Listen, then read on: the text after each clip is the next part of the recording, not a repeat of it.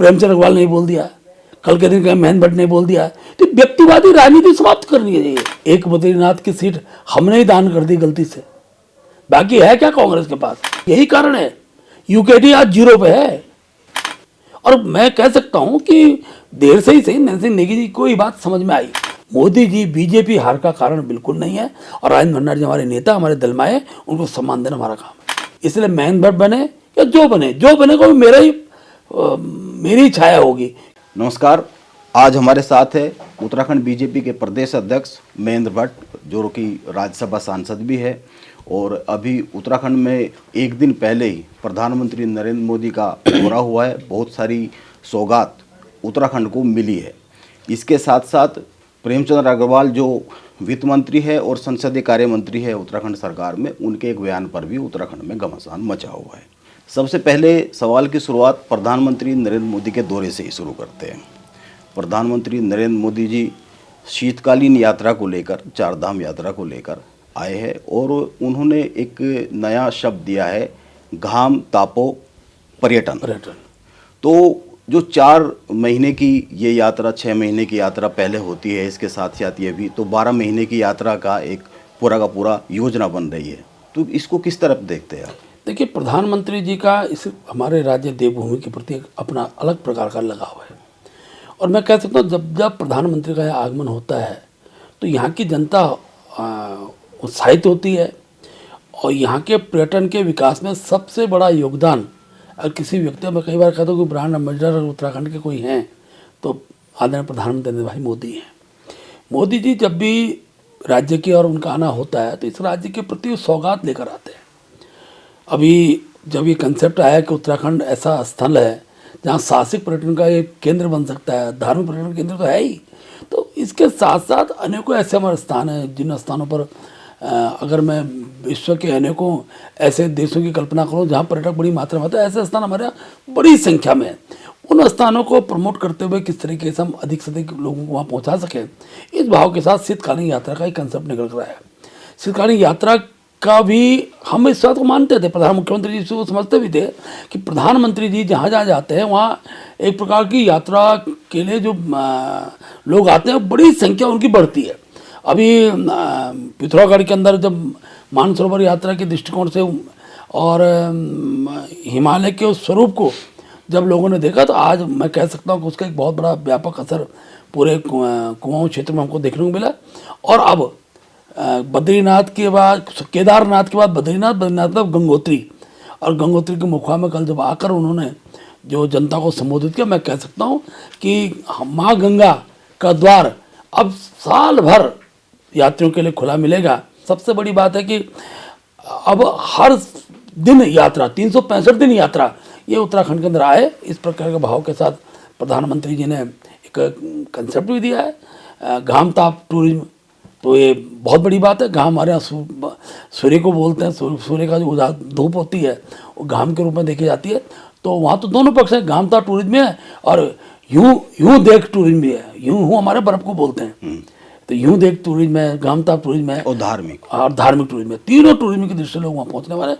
बिल्कुल। अभी मौजूदा उत्तराखंड की राजनीति को देखें, अगर एक तरफ अगर कुछ साल पहले देखें तो जो 6 महीने की चारधाम यात्रा होती है उसमें भी तमाम तरह की दिक्कतें होती रहती थी, और दूसरी तरफ अब 365 दिन चारधाम यात्रा का एक कॉन्सेप्ट डेवलप किया जा रहा है, शीतकालीन यात्रा को भी किया जा रहा है, तमाम विकास की योजनाएं चल रही है। दूसरी तरफ उत्तराखंड निर्माण के 25 साल बाद एक नई तरह की चीज़ें निकल कर आ रही है, क्षेत्रवाद को लेकर राजनीति। देखिए, दोनों पक्ष हैं। पहली बात तो आपने कही है कि यात्रा जब बढ़ेगी तो सुविधाओं का भी विकास होगा। ये ठीक है कि एक कालखंड था जब बद्रीनाथ के गंगोत्री यमुनोत्री आने वाले कष्ट के भाव के साथ आते थे और उस कष्ट में भी पुण्य प्राप्त होता था। आज सुविधाओं की दृष्टि से बहुत बड़ा विकास हुआ है। जहाँ 10,000 से ऊपर यात्री पहुँचते नहीं थे धामों के अंदर, आज 50,000 से ऊपर यात्री एक एक धाम के अंदर जा रहे हैं और हर वर्ष यात्रा बढ़ेगी। जो मैं विश्वास करूँ, हमने अनुभव भी किया है। पिछले अगर मैं 3-4 साल की यात्रा को देखूँगा तो बड़ी संख्या में यात्रियों का आगमन हुआ है। दूसरा, यात्रा व्यवस्था और व्यवस्थित हो, उसके लिए सरकार ने प्रयत्न भी प्रारंभ किए हैं, चाहे जीएन गढ़वाल मंडल विकास निगम है, कुआं मंडल विकास निगम, उसके माध्यम से यात्रियों के लिए ठीक प्रकार की सुविधाएं विकसित करने के लिए हमने कार्य योजना तैयार की है। अनेकों होम स्टे उद्देश्य बने जिससे कि पर्यटक वहाँ की मूल संस्कृति, वहाँ के खान पान से भी वाकिफ हो, उसकी रचना भी वहाँ पर बनी है। जहाँ तक ये छोटी बातें हैं, क्षेत्रवाद का जो हमने चर्चा की है, ये कम से कम देवभूमि चलता नहीं है विषय, बहुत लोगों ने प्रयास किया चलाने का, और कुछ लोगों ने तो आंदोलन इस रूप में खड़ा किया था। खासतौर पर मैं अगर एक राजनीतिक दल की चर्चा करूं, यूकेडी, उत्तराखंड क्रांति दल, उसके आंदोलन के पीछे भाव यही था। लेकिन देवभूमि के लोग हैं, देवभूमि के अंदर राष्ट्रवादी लोग हैं, सीमा पर संघर्ष करने वाले लोग हैं, वो भारत माता के महत्व को समझते हैं। इसलिए यहाँ पर क्षेत्रवाद, जातिवाद, भाषावाद ये कभी मुद्दा नहीं बन सकता। जिसने प्रयास किया है उसको यहाँ की जनता ने जमीन चटाई है। अभी कुछ दिनों की जो घटनाएं हुई हैं उसका भी मैं विश्वासपूर्वक कह सकता हूँ, कुछ दिन के बाद इस प्रकार का आंदोलन करने वाले, इस प्रकार की बातें करने वाले, इनको जनता कड़ा सबक सिखाने जा रही है। नहीं, लेकिन एक सवाल ये पैदा हो रहा है, जनता सबक सिखाने जाएगी ये तो आने वाला वक्त बताएगा। सवाल ये होता है कि जो बीजेपी की कार्य समिति हुई उस बैठक में मुख्यमंत्री पुष्कर सिंह धामी ने खुद कहा, बड़ा आक्रोशित होकर, कि जो जातिवाद की राजनीति कर रहे हैं, क्षेत्रवाद की राजनीति कर रहे हैं, हम उनको मुंहतोड़ जवाब देंगे। वो उनका बयान बड़ा चर्चा में आया। उसके बाद केदारनाथ इलेक्शन हुआ, केदारनाथ चुनाव में भी गढ़वाल, कुमाऊं, इस तरह की कुछ चीज़ें आ गई। फिर ऋषिकेश का जो मेयर का चुनाव हुआ, तो ये जो लगातार बातें उठती है, और अभी कल ही हरीश रावत का एक बयान आया कि बीजेपी क्षेत्रवाद की राजनीति कर रही है। तो क्षेत्रवाद की राजनीति हकीकत में कर कौन रहा है और लाभ किसको हो रहा है? देखिए, आप भी मीडिया जगत से जुड़े हुए वरिष्ठ पत्रकार हैं। इस राज्य के अंदर हर चुनाव में जब मुद्दाविहीन विपक्ष हो जाता है तो फिर व्यक्ति केंद्रित राजनीति करने प्रारंभ कर देते हैं। अगर मेरे मुख्यमंत्री ने कहा कि हम जातिवाद, क्षेत्रवाद से राज्य को बचाएंगे, तो उस दिशा में उन्होंने पहल भी की है। हमने हर एंगल में इस चीज़ को संभालने की कोशिश की है, समझने की कोशिश की है इस प्रकार के तत्वों से कैसे राज्य को बचाया जाए। लेकिन ये भी सच है कि राजनीतिक दलों के पास, जो विरोधी दल है, उन पर आज मुद्दे जब नहीं होते, विकास के मुद्दे नहीं है, सड़कों के लिए बोलने का शब्द नहीं है, तो फिर व्यक्ति के शब्दों को पकड़ते हैं। ये ठीक है, अशब्द बोलना किसी को शोभा नहीं देता है, लेकिन किसी अशब्द को हम इस दिशा की ओर ले जाएं कि राज्य के अंदर क्षेत्रवाद उससे परिणित हो जाए, तो ये दुर्भाग्यपूर्ण स्थिति निर्माण होती है। और मैं फिर कह रहा हूं, मैंने कहा भी है कि जागरूक जो समाज है इस प्रकार की बात को कभी स्वीकार नहीं करा। केदारनाथ का जनता ने जवाब दे दिया, बड़ी संख्या में केदारनाथ बचाओ यात्रा निकाल रहे, जो केदार सबको आशीर्वाद देता है, जो सबको बचाता है, उसकी बचाने की आलोचना कर रहे हैं, यात्रा कर रहे हैं। तो जनता ने, केदार ने जनता मुंहतोड़ जवाब दिया है। इसलिए फिर कह रहा हूं, इस प्रकार के मुद्दे उठाकर अपनी राजनीतिक धरा जमीन को तैयार करने का जो भी प्रयास करेगा, यहाँ की जनता को मुंहतोड़ जवाब दे। यही कारण है यूकेडी आज 0 पे है। जो अपने आप को इस बात का श्रेय देते कि राज्य निर्माण में हमारा योगदान है, 0 पे। क्यों? आखिरकार जब सत्ता में आते हैं, एक आध विधायक जीत जाता है तो सत्ता के साथ खड़ा हो जाता है। तो जब इस प्रकार के भाव के साथ राजनीति करोगे, समाज को तोड़ने का भाव रखोगे, पहाड़ मैदान की चर्चा करोगे, तो भैया ये देवभूमि है, यहाँ ईश्वर भी इसका ध्यान रखता है कि इस व्यक्ति को किस सीमा तक, कहाँ तक पहुँचाना है। ये ठीक है, आजकल मुद्दा विहीन जब विपक्ष है तो आप भिन्न प्रकार आंदोलन कर रहे हैं, लेकिन गैरसैंण को ग्रीष्म राजधानी तो हमने बनाया। आज उस राजधानी के स्वरूप को किस प्रकार से विकसित किया जा रहा है, ये हमारी सरकार कर रही है। हम उस क्षेत्र के सर्वांगीण विकास के लिए काम कर रहे हैं। हम ऑल वेदर रोड के माध्यम से उत्तराखंड के क्षेत्र को जोड़ रहे हैं, रेल के प्रोजेक्ट को ला रहे हैं, रेल कनेक्टिविटी बढ़ रही है, हवाई कनेक्टिविटी बढ़ रही है। तो ये काम जो हो रहा है, जिसकी कल्पना कांग्रेस के लोगों ने कभी की नहीं, तो अब क्या करेंगे कि प्रेमचंद अग्रवाल नहीं बोल दिया, कल के दिन महेंद्र भट्ट ने बोल दिया। तो व्यक्तिवादी राजनीति समाप्त करनी चाहिए। और जब कांग्रेस के बड़े नेताओं के मुंह से मैं जब अपने नाम पर, मेरे नाम पर राजनीति कर रहा हूँ, हमारे किसी मंत्री के नाम पर राजनीति कर रहा हूँ, तो दुख होता है। राजनीति का एक विषय होना चाहिए। कहीं सड़क नहीं पहुंची, आंदोलन कौन मना कर रहा है? फला गांव में सड़क पहुंचाइए। किसी गांव में बिजली नहीं है, उसका हर गांव में बिजली है, हर घर में पानी है, हर व्यक्ति पे प्रधानमंत्री आवास दिए जा रहे हैं। विषय क्या बचते हैं? तो इस प्रकार के विषयों को, जो विषय जनता के बीच में आने चाहिए, जब उस विषय से अपोजिशन अपने को असहाय महसूस करता है, तो फिर व्यक्तिवादी राजनीति में आ जाता है। व्यक्तिवादी राजनीति लंबे समय तक चलती है। लोक गायक नरेंद्र सिंह नेगी कह रहे थे, बोले कि वो ठीक है विषय, माफी मांग ली, लेकिन इसमें कुछ अब राजनीति भी घुस गई है। तो राजनीति किस तरह की घुस गई है? देखिए, मैं आपको दोनों बातों को बता रहा हूँ। नरेंद्र सिंह नेगी के प्रति देवभूमि की जनता में बड़ा श्रद्धा है, बड़ा प्रेम है। यह जिस प्रकार के भाव खड़े किए गए, हर व्यक्ति से दिग्भ्रमित होना स्वाभाविक था। और प्रेमचंद अग्रवाल जी ने जब माफ़ी मांग ली और उन्होंने इसके लिए खेद प्रकट कर दिया, माँ गंगा के पास जाकर पश्चाताप की चर्चा भी की, उसके बाद भी जब पूरे प्रदेश के अंदर क्षेत्रवाद फैलाने का जिन लोगों को प्रयास किए, अब नरेंद्र सिंह नेगी जैसे जो हमारे प्रदेश के मूर्धन्य कलाकार हैं, उनको ये बात ध्यान में आई। उन्होंने कहा कि अब मेरे नाम पर भी राजनीति करने का लोग प्रयास कर रहे हैं। और मैं कह सकता हूं कि देर से ही सही नरेंद्र सिंह नेगी जी को ये बात समझ में आई और उन्होंने कल इसका विधिवत रूप से खंडन किया कि राजनीति हो रही है, राजनीति से इस विषय का संज्ञान नहीं लेना चाहिए। जो कोई व्यक्ति माफी मांग लेता तो फिर उसका विषय बचता नहीं है। जहां तक दूसरी बात है, देखिए, मैंने तो अपने मंत्री को बुलाकर डांटा, अपने मंत्री को हिदायत भी दी, अपने मंत्री को मैंने कहा भी किस प्रकार की शब्दावली का प्रयोग न करे। लेकिन आश्चर्य है, कांग्रेस के 3 विधायकों ने जिस प्रकार व्यवहार सदन के अंदर किया, जिस प्रकार से वो क्षेत्रवाद की राजनीति को जन्म दिया, क्या कांग्रेस के प्रदेश अध्यक्ष कर्तव्य नहीं बनता था कि देवभूमि के इस स्वरूप को बनाए रखने के लिए अपने विधायक को हिदायत दे कि इस प्रकार की चर्चा नहीं करनी चाहिए, इससे समाज बढ़ता है, इससे विकास के अंदर एक अलगाववाद स्थापित होता है। लेकिन क्या है कि नैतिक बल नहीं है। मैंने फिर कह रहा हूं, अब कांग्रेस व्यक्तिवादी राजनीति पे आ गई है। मोदी जी को तो हरीश रावत जी ने कह दिया कि अब उनका मुकाबला करने की सामर्थ्य कांग्रेस पे नहीं है। ये बात अमित शाह जी के लिए, नड्डा जी के लिए। तो धीरे धीरे जब उनको लगता कि प्रखर नेतृत्व है, तो प्रखर नेतृत्व को दागदार करने के लिए व्यक्तिवादी राजनीति प्रारंभ होती है और इसकी शुरुआत कांग्रेस कर रही है। और इसका भी खामियाजा कांग्रेस को आने वाले 2027 के अंदर मिलने वाला। हम तीसरी बार उत्तराखंड भाजपा की सरकार बनाएंगे। हरीश रावत कह रहे हैं कि अब प्रेमचंद अग्रवाल को ओझल कर रहे हैं, पर्दे के पीछे ला रहे हैं, लेकिन इससे कोई फर्क नहीं पड़ेगा, उन पे सख्त एक्शन लेना पड़ेगा। उधर गणेश गोदियाल कह रहे हैं, गणेश गोदियाल भी कांग्रेस के एक बड़े नेता है, वो कह रहे हैं, बोले कि ये पहाड़ मैदान नहीं है, ये उत्तराखंडियत बनाम बीजेपी है। तो हरीश रावत प्रेमचंद अग्रवाल की बात कर रहे हैं, गणेश गोदियाल पूरी बीजेपी की बात कर रहा है। देखिए, ऐसा है, हरीश रावत इस प्रदेश के मुख्यमंत्री रहे और इतने वरिष्ठ नेता से हल्की बातों की अपेक्षा नहीं की जा सकती। उनकी दृष्टि में जब प्रेम ने माफ़ी मांग ली तो उनको भी नरेंद्र सिंह नेगी जैसा अपना एक व्यवहार दिखाना चाहिए। उनको भी इस बात को महसूस करना चाहिए अब इसमें राजनीति करने का कुछ लोग प्रयास कर रहे हैं। जहाँ तक गणेश गोदियाल जी का विषय है, तो उत्तराखंडियत्व तो भाजपा के साथ है। एक बद्रीनाथ की सीट हमने ही दान कर दी गलती से, बाकी है क्या कांग्रेस के पास?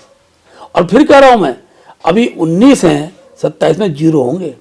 क्योंकि जब बार बार क्योंकि मैं, ठीक है, मैं राष्ट्रीय दल का अध्यक्ष होने के नाते, प्रदेश अध्यक्ष होने के नाते मेरा कर्तव्य भी है कि अपोजिशन को मैं सही दिशा की और कुछ अपने विषय रखूं। मैं जानता हूं मैं जिस विषय को बोलूंगा कांग्रेस पर चलेगी नहीं, लेकिन आज भी कांग्रेस को उन विषयों को जनता के बीच में रखने की आवश्यकता है जो जनता से जुड़े हुए मुद्दे हैं। व्यक्तिवादी फिर बार बार आपके चैनल पे व्यक्तिवादी राजनीति का जो विषय बता रहा हूं, ये तब खड़ी होती है जब मुद्दे समाप्त हो जाते हैं, और कांग्रेस आज मुद्दा विहीन हो चुकी है।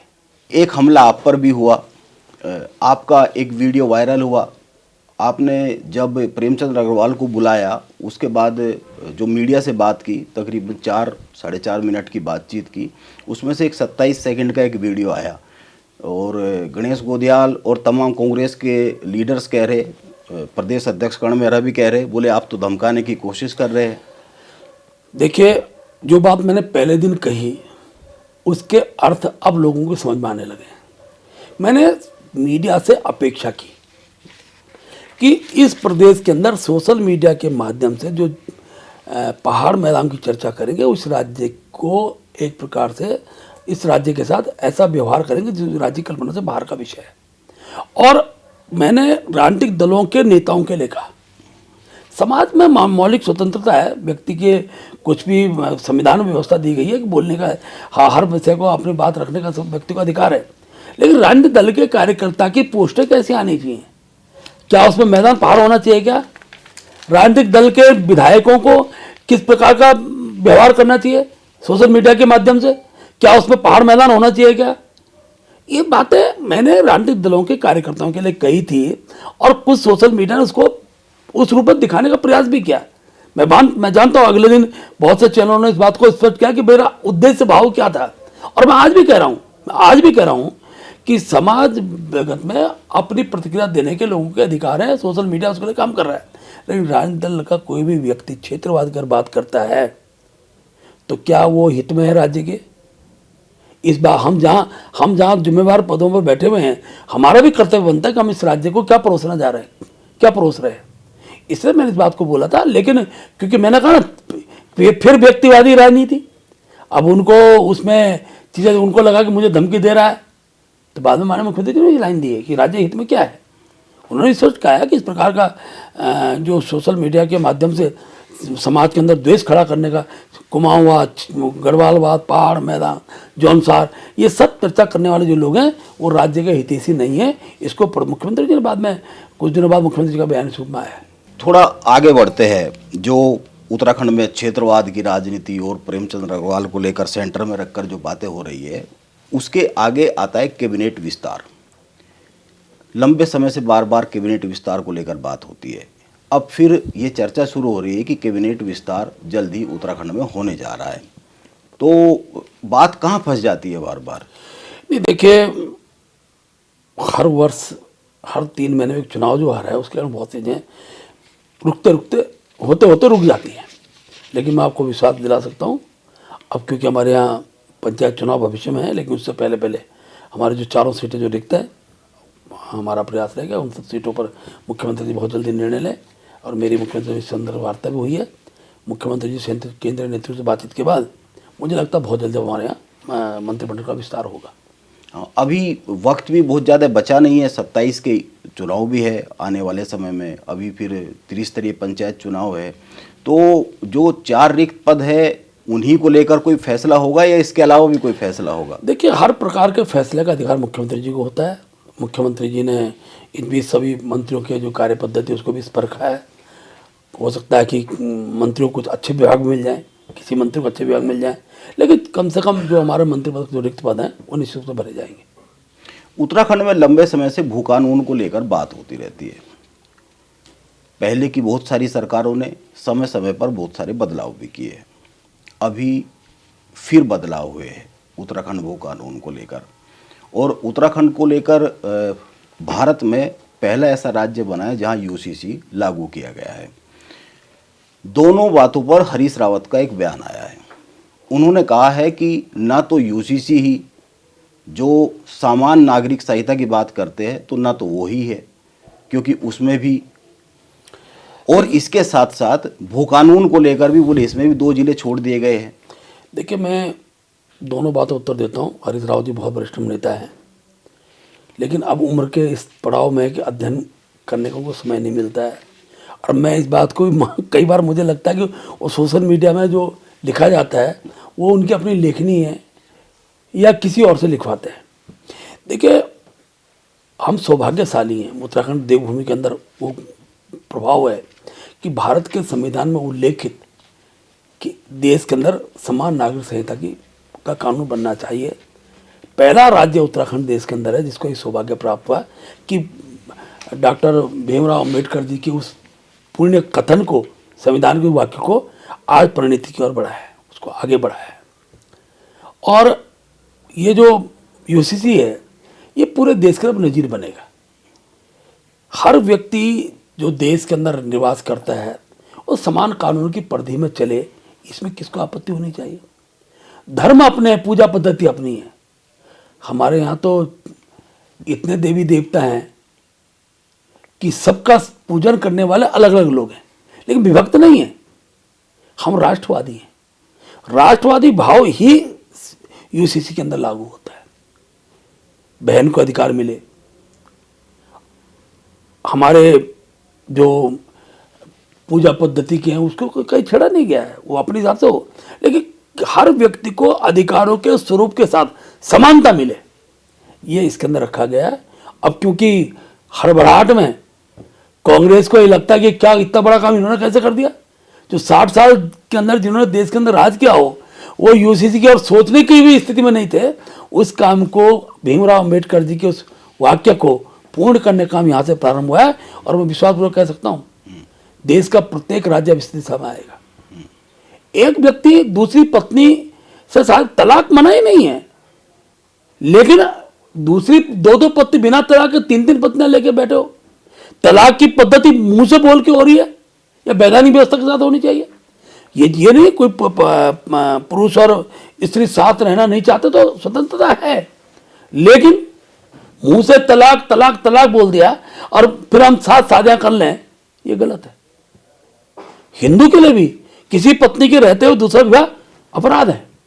इस कानून के दायरे के तहत किसी व्यक्ति को नहीं रहना तो कार्रवाई है, उसके लिए कोर्ट है, न्यायालय है, उसमें डिसीजन होता है, लेकिन विवाह का पंजीकरण अनिवार्य हो गया है। विवाह के पंजीकरण के बाद अपराध भी कम होंगे। दूसरी बात, अब लिविंग रिलेशनशिप के बारे में अनेक बार तमाम प्रकार के सवाल खड़े किए जा रहे हैं, लेकिन हाई कोर्ट के डिसीजन को भी किसी कानून के दायरे में लाने का काम हमने किया है। कोर्ट के तक रह सकते हैं, जब कोर्ट के रह सकते हैं, लेकिन उसके पीछे के अपराध को कौन संभालेगा?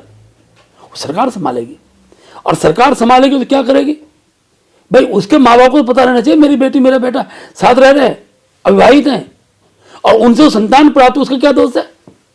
उस संतान को भी अधिकार मिले। इस भाव के साथ अगर राज्य के अंदर कोई कानून बनता है, उस कानून का सम्मान सबको करना चाहिए।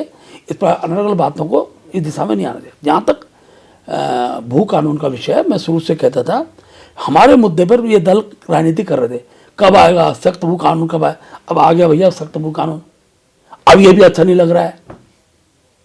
2 राज्य क्यों छोड़े? अरे 2 जिले क्यों छोड़िए? देखो भाई, उत्तराखंड के अंदर हमने विकास भी करने हैं, उद्यम भी लगाने हैं।